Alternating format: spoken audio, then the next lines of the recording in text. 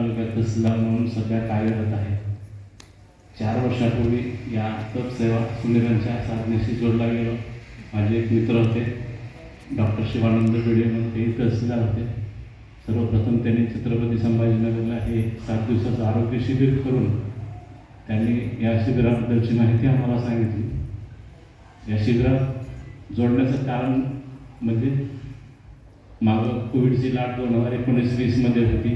त्या लाटेमध्ये आमच्या सगळ्या अधिकाऱ्यांच्या तपासण्या झाल्या. त्या तपासण्यामध्ये मला माझं ब्लड प्रेशर हे बाँड्रीवरती आलं म्हणून डॉक्टरांनी सांगितलं.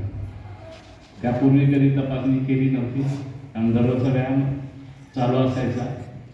2 टाईम जेवण असायचं. कधीच वाटलं नाही आपल्याला बीपीचा त्रास होईल. डॉक्टरनी सांगितलं की तुमच्या फॅमिली डॉक्टरला दाखवून घ्या, गोळ्या वगैरे तुम्हाला इथून पुढं चालू कराव्या लागतील.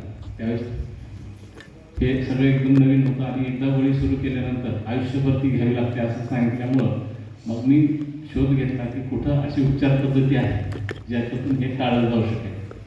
त्यानंतर मग डॉक्टर भिडे यांच्याशी चर्चा केल्यानंतर मग ह्या आहार पद्धतीचा स्वीकार केला, सुरुवात केली आणि पहिलं शिबिर केलं अकलूजला. त्या 7 दिवसाच्या पहिल्या शिबिरामध्ये माझा जो बीपी बाँड्रीवरती गेला होता तो अगदी 6व्या दिवशी तपासणी आणखी नॉर्मल आला.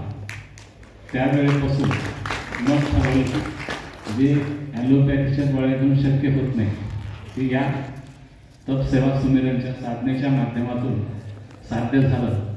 त्यामुळं तेव्हापासून जे जोडल्या 4 वर्ष झाली, 4 वर्षामध्ये या साधने नित्य नियमाने पालन करून या 4 वर्षात डॉक्टरशी संपर्क नाही, एकही मेडिसिन घेतलं नाही, कसला आजार डिटेक्ट झाला नाही. या साधनेचा खूप मोठा फायदा आहे. निवडणुकीच्या काळात आपल्यापैकी बऱ्याच जणांना माहिती असेल आमच्याकडे वर्कलोड किती असतं. सलग 37 घंटे भरून काम केलं तरी थकवा जाणवत नव्हता. अशी ही एवढी चांगली साधना, आरोग्यदायी साधना आहे. त्यानंतर दुसरा एक त्रास मला गुडघ्यामध्ये आवाज येत होता. कटकट असं चालताना कधी कधी आवाज यायचा. थोडं जास्त चालणं झालं, पायऱ्या चालणं झालं. या साधनेच्या माध्यमातून तोही आवाज येणंही बंद झाला आणि 3-3, 4-4 मजले सहज पायऱ्या आज चालू शकतोय. हा एक त्या साधनेचा फायदा झाला. तप सेवा आणि सुमिरन तिन्ही सकाळी सत्रात प्रश्नोत्तर सत्र डॉक्टर साहेबांनी या तप काय, सेवा काय आणि सुमिरन काय याबद्दलची माहिती दिली आणि तप सेवा आणि सुमिरन या तिन्हीचे पालन जर आपण करायला शिकलो तर कसलाच तणावही आपल्या मनात राहणार नाही. शरीरामध्ये कुठला आजार होण्याचं कारण नाही.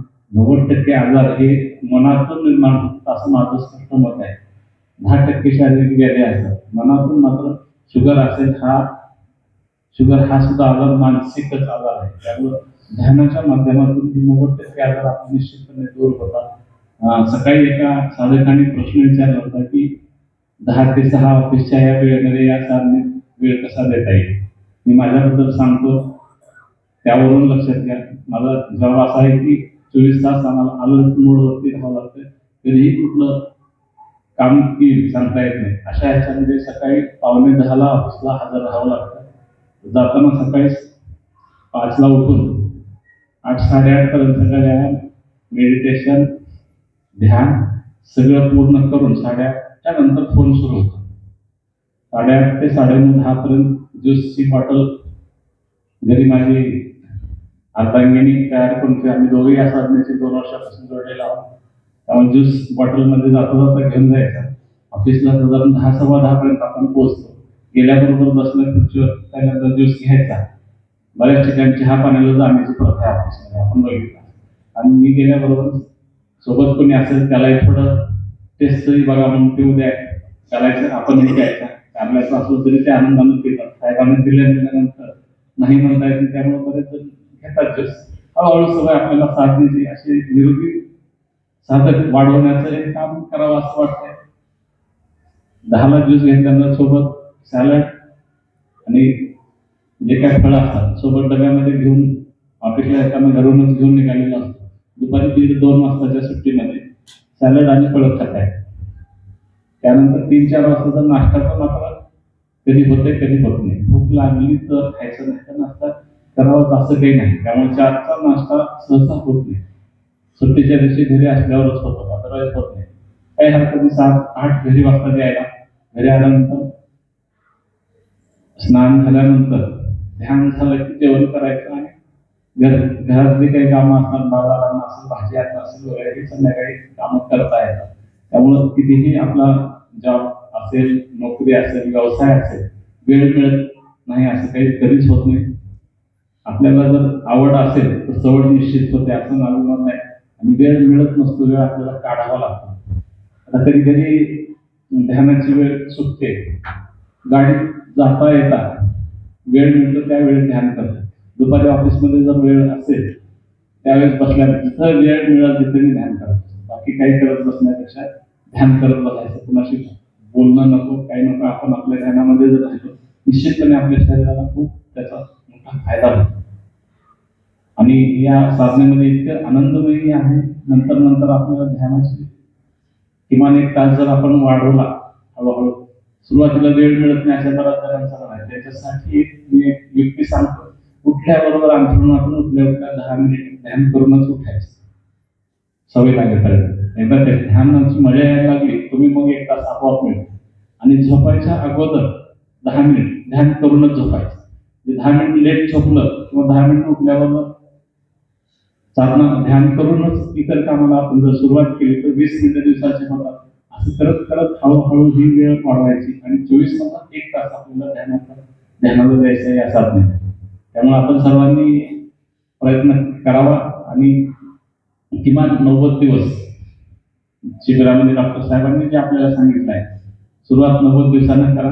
पुन्हा पुन्हा हळूहळू आपली लाईफस्टाईल, जीवनशैली बनून जाते आणि मग मजा यायला लागते की आपल्याला आनंद होतो या साधनेच्या माध्यमातून. त्यामुळं नक्की या 7 दिवसामध्ये पूर्ण वेळ मनापासून देऊन आपण हे शिबिर करावं आणि त्यानंतरही पुढे ही साधना ठेवावी. आपल्या सगळ्यांना यासाठी मी शुभेच्छा देतो. त्याचप्रमाणे मागील वर्षी लातूरला आम्ही 7 दिवसाचं आणि 1 दिवसाचं दोन्ही शिबिर मागच्या वर्षी घेतले होते. तसंच यावर्षी डॉक्टर साहेबांच्या आशीर्वादानं यावर्षी पण 3 एप्रिल ते 9 एप्रिल लातूर शहरामध्ये सिद्धेश्वर मंगल कार्यालयात असंच 7 दिवसाचं शिबिर होणार आहे. ज्या काही साधकांना इथं शिबिर करता नाही आलं, त्याचप्रमाणे आपल्यापैकी काही जणांना परत आता सध्या जानेवारी महिना चालू आहे, एप्रिलमध्ये 4 महिन्यानंतर परत शिबिर करावं वाटतं. आणि ही साधना अशी आहे की वारंवार आपल्याला रिचार्ज जसं मोबाईलला करावं लागतं, तसं वारंवार हे शिबिर केल्यानंतर प्रत्येक शिबिरात काही ना काही नवीन गोष्टी आपल्याला समजतात.